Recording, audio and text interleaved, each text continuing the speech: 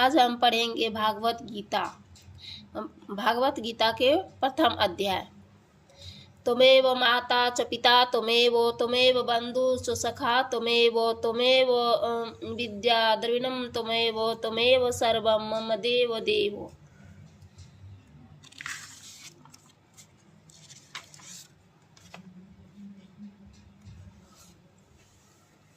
श्रीमद् भागवत गीता के पहले अध्याय का महत्व।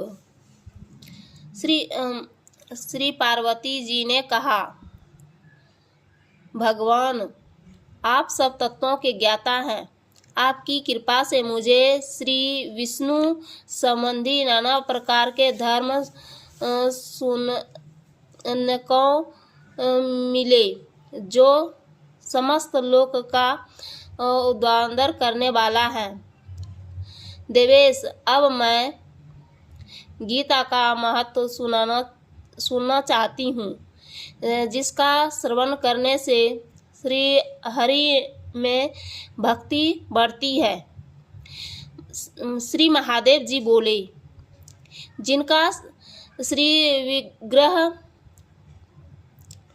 अलसी के फूल की भांति श्याम वर्ण का है, पक्षीराज गरुड़ ही जिनके वाहन है, जो अपनी महिमा से सभी चतुर नहीं होते तथा शेषनाग की शैया पर शयन करते हैं, उन भगवान महाविष्णु की हम उपासना करते हैं। एक समय की बात है,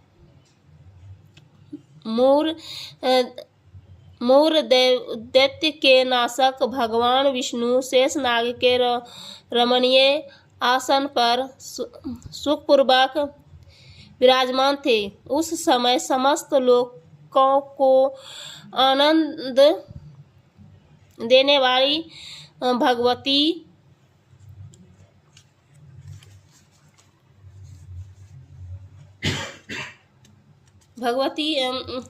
बोध कराती है। मेरे इस संदेह का आप निवारण कीजिए। श्री भगवान बोले, सुंदरी सुनो, मैं गीता में अपनी स्थिति का वर्णन करता हूँ। क्रमशः 5 अध्यायों को तुम 5 मुख जानो, 10 अध्यायों को 10 भुजाएं समझो तथा 1 अध्यायों को उदार और 2 अध्यायों को दोनों चरण कमल जानो। इस प्रकार यह 18 अध्यायों की वाण्डयी ईश्वरीय मूर्ति ही समझनी चाहिए। यह ज्ञान मात्र से ही भगवान पातकों का नाश करने वाली है। जो उत्तम बुद्धि वाला पुरुष गीता के 1 या आधे अध्याय अथवा 1 आधे या चौथाई श्लोकों भी प्रतिदिन अभ्यास करता है, वह सुमार्ग के समान मुक्त हो जाता है। श्री लक्ष्मी जी ने पूछा, देव, सुशर्मा कौन था, किस जाति का था और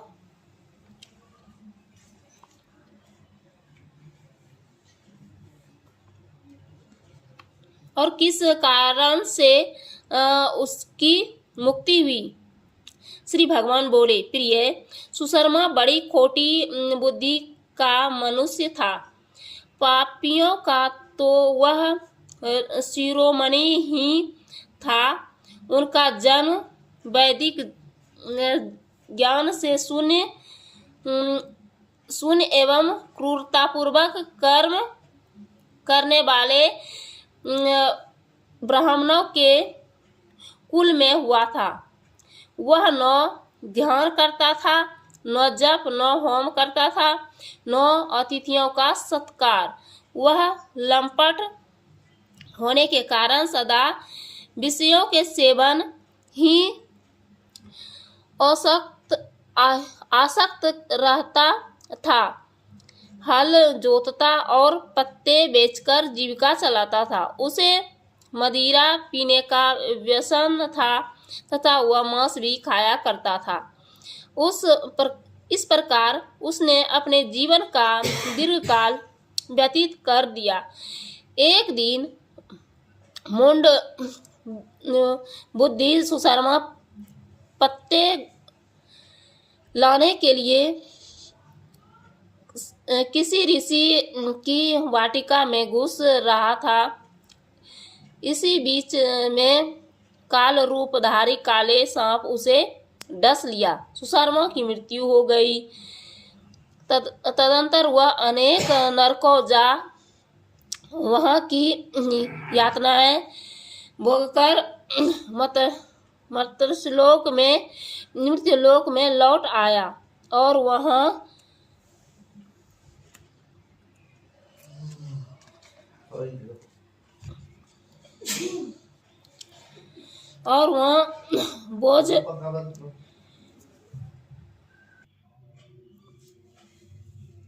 बोझ ढोने वाला बैल हुआ। उस समय किसी पगुंडे ने अपने जीवन को आराम से व्यतीत करने के लिए उसे खरीद लिया।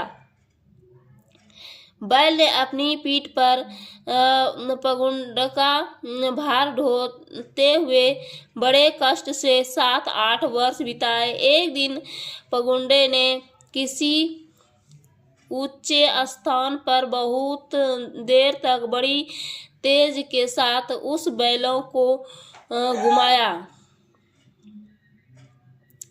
इससे वह थककर बड़े वेग से पृथ्वी पर गिरा और मूर्छित हो गया। उस समय वहां कुतुवश आकृष्ट हो बहुत से लोग एकत्रित हो गए। उस जनसमुदाय से किसी पुण्यात्मा व्यक्ति ने उस बैल का कल्याण करने के लिए उसे अपना पुण्यदान किया। तत्पश्चात कुछ दूसरे लोगों भी अपने अपने पुण्यों को याद करके उन्हें उनके लिए दान किया। उस भीड़ में एक वेश्या भी खड़ी थी। उसे अपने पुण्य का पता नहीं था, तो भी उसने लोगों की देखा देखी उस बैल के लिए कुछ त्याग किया। तदंतर यमराज के दूत उस मरे हुए प्राणों को पहले यमपुरी में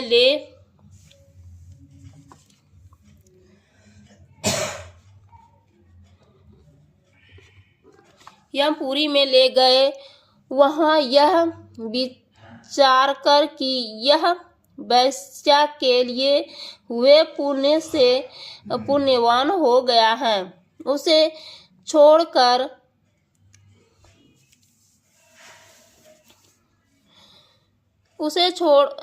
दिया गया। फिर वह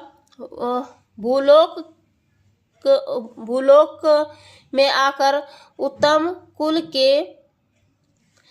उत्तम कुल और शील वाले ब्राह्मणों के धर्म में उत्पन्न हुए। उस समय भी उसे अपने पूर्व जन्म की बातों का स्मरण बना रहा, परंतु दिनों के बाद अपने अज्ञान को दूर करने वाले कल्याण तत्व का जिज्ञासु होकर वह उस वेश्या के पास गया और उसके दान की बात बताते हुए उसने पूछा, तुमने कौन सा पुण्य किया था? वेश्या ने उत्तर दिया, वह पिंजरे में बैठा हुआ तोता प्रतिदिन कुछ पढ़ता है, उससे मेरा अंतकरण पवित्र हो गया है, जिसका पुण्य मैंने तुम्हारे लिए दान किया था। इसके बाद उन दोनों ने तोते से पूछा। तब उस तोते ने अपने पूर्व जन्म का स्मरण करके प्राचीन इतिहास कहना आरंभ किया। सुख बोला। पुनर्जन्म में विद्वान होकर भी विद्वता के अभिमानों से मोहित रहता था। मेरा राग द्वेष इतना बढ़ गया था कि मैं गुणवान विद्वानों के प्रति भी ईश्वर भाव रखने लगा। फिर